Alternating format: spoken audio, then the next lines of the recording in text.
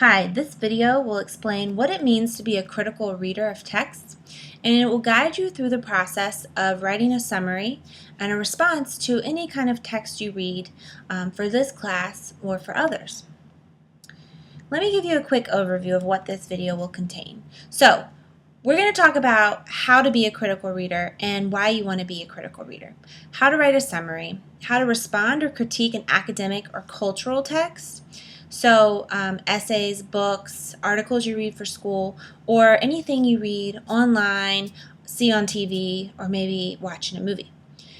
Also, we'll talk quickly at the end about how to avoid plagiarism. This is important when you're summarizing and responding to texts. So we want to talk about how to give credit to the authors you summarize. Our first objective: what does it mean to be a critical reader? Are you a critical reader?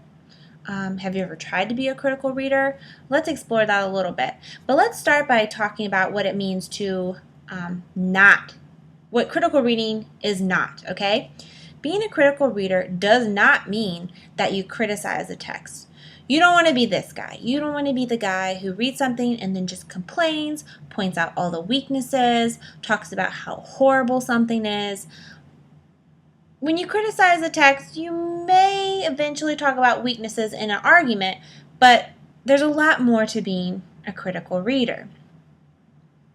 In college and in the real world, we must use critical reading skills to understand, interpret, and respond to the things we read or hear on television. Okay, so when you're a critical reader, that means you can read something and understand it. You can interpret it for someone else. And you can respond intelligently to a writer's argument or main points, okay? But why do you want to do this? When you understand a writer's position on an issue, you can respond intelligently. You can engage in conversation and possibly persuade others to accept or acknowledge your new ideas. To be honest, this will be your main goal for your big writing assignment this semester, the researched argument essay. You'll have an argument, you'll read sources, you'll respond to those sources and kind of engage them in a conversation about your topic. And hopefully you'll persuade your own readers to accept your point of view. So how do you show me, your instructor, that you are a critical reader? And how do you show all your other instructors in college? Because they're all going to expect you to have these skills. First, we want to talk about how to summarize. This is the first step to being a critical reader, okay? So a summary. The purpose of a summary is to give a reader a condensed and objective account of the main ideas and features of a text or an article or a book or whatever it is you've read. Usually a summary has between 1 and 3 paragraphs or 100 and 300 words. It really depends on the length of what you read. So if you read a book that's 500 pages long, your summary will probably be closer to 3 paragraphs or 300 words. Now, if you've read Don't Blame the Eaters, it's a very short article, so your summary will be closer to 100 words. Now, what does all this mean, though? What does it mean to be objective? Basically, if you write a summary and I read it, I should not be able to tell whether you agree with the writer's point of view or disagree. Okay, so it's objective. You're just restating what the writer has said in your own words. Now, let's review that a little bit. When you summarize, you want to read a text from beginning to end. Don't try to summarize as you're reading. Read from beginning to end and then say, okay, what was the writer's main point here? Answer that in your own words and record it. Okay, you state the writer's thesis and the main ideas. And I keep emphasizing in your own words. All right? Again, once you write your summary, go back and see if it includes any of your own opinion. If it does, take that out. You don't want your readers to know how you feel about the article just yet. Okay? So here are a few steps to writing your summary. And I'm going to have an example for you in this video of each step. But let's review them here. Your summary needs to state who the author is and the title of the article or the book that you've read. Then in your own words, you're going to state the main argument of the text, the overall claim, the thesis. Then in your own words, you'll review the key supporting points for the author's argument. The author might have one supporting point, he might have two, he might have three. All right, it's your task to figure that out by reading carefully and taking notes and annotating and keeping track of those main points. Your summary also needs to include author tags. I'm going to give you an example of this later on. You also want to avoid summarizing specific examples or data. A summary doesn't need to get down to the itty-bitty details. We're just covering the main argument, the key supporting points. And finally, your summary needs to remain objective as possible. So let's look at an example of a summary I actually wrote for Don't Blame the Eaters. In his article, Don't Blame the Eater, David Zinczenko argues that today's fast food chains fill the nutritional void in children's lives left by their overtaxed working parents.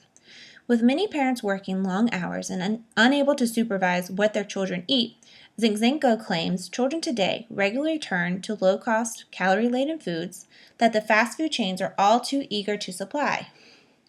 Zinczenko's hope is that with the new spate of lawsuits against the food industry, other children with working parents will have healthier choices available to them, and that they will not, like him, become obese. Okay, if you need to take a minute and pause the video to read that again on your own, please do. I'm going to continue on, though, and kind of show you how my summary meets those 6 steps that I just showed you previously. So the first one is to state the author and title of the text. Let's look at my example again to see where I do that. I do it in the very first sentence. When I say, in his article, Don't Blame the Eater, Zinczenko argues. Okay, so when you write your summary, try to model yours after this. You want to state the title and the author up front, early on. Let's return to the rules. Rule number 2 is to state in your own words the main argument of the text. Okay, let's look at my example to figure out where I do that. It kind of makes sense that in that sentence, when you state the title and the author's name, you go ahead and state in your own words the main argument of the article. And this is where I say he argues that today's fast food chains fill a nutritional void in children's lives left by their overtaxed working parents. Okay, one sentence is all you need to summarize an article as short as Don't Blame the Eater, to summarize the main argument. Okay, let's look at the rules again. Number 3, state in your own words the key supporting points of the author's argument. All right, let's go back. This is where my next sentence comes in. It's in blue.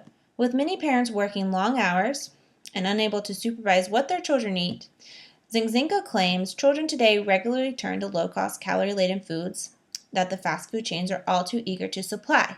This sounds a lot like the sentence in purple, but it's adding a bit more detail, and it's one of Zinczenko's first claims, right? So let's continue on, though, because he has more than one supporting point. So here you can see this next sentence is also highlighted in blue, another main point or supporting point from the article, that with all these new lawsuits coming up, against the food industry, these children who have such busy parents are going to have better food options available, and that they won't, hopefully like him, become obese. That's what he says. And I'm restating it in my own words. Let's go back to the rules. Number 4, you want to use author tags, all right? According to so-and-so, or as so-and-so explains. Now let's look at my example to see where I did that.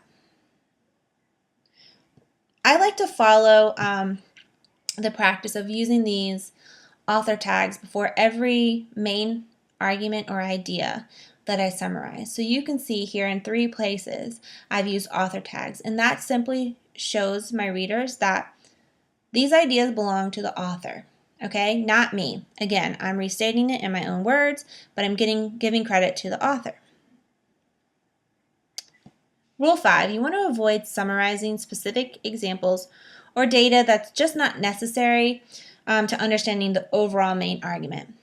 So I tried not to do that in my original summary, but now I'm going to give you the same summary where I added this pink sentence here. of a specific detail that's not necessary, right? When he himself was a young boy, he ate at Taco Bell, McDonald's, and other chains on a regular basis.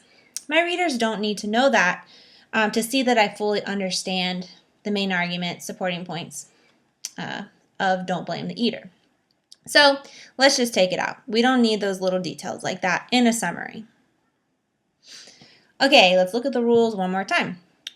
You want to report the main ideas as objectively as possible.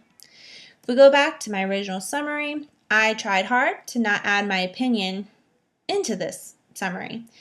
You can pause the video again, look to see if you can tell if I agree with Zinczenko or not.